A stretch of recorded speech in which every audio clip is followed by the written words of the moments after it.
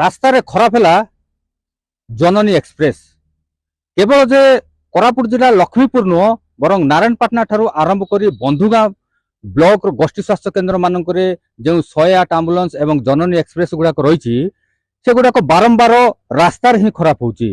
ମୋ ସହଯୋଗୀ କହିବି କି ସେ ଦେଖେଇବେ ଜଣେ ପ୍ରସୂତି ମହିଳା ଆମ୍ବୁଲାନ୍ସ ଭିତରେ ଅଛନ୍ତି ଜନନୀ ଏକ୍ସପ୍ରେସ ଭିତରେ ଏବଂ ସିଏ ଡାକ୍ତରଖାନାରେ ଚିକିତ୍ସିତ ହୋଇ ଘରକୁ ଫେରୁଥିବା ବେଳେ এই ଆମ୍ବୁଲାନ୍ସଟି ଖରାପ ହେଇ ଜାତୀୟ ରାଜପଥ କଡ଼ରେ ରହିଛି।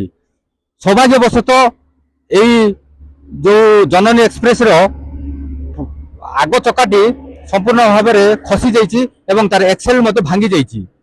ଏ ନେଇ ଆମେ ଡ୍ରାଇଭରଙ୍କୁ କିଛି ସୂଚନା ଦେବା ପାଇଁ ପ୍ରକାଶ କରିଥିଲୁ କିନ୍ତୁ ସେ ଘଟଣାସ୍ଥଳରୁ ଦୌଡ଼ିକି ଚାଲି ଯାଇଥିଲେ ଏବଂ ସେ କିଛି କହିବାକୁ ମଧ୍ୟ ମନା କରୁଛନ୍ତି।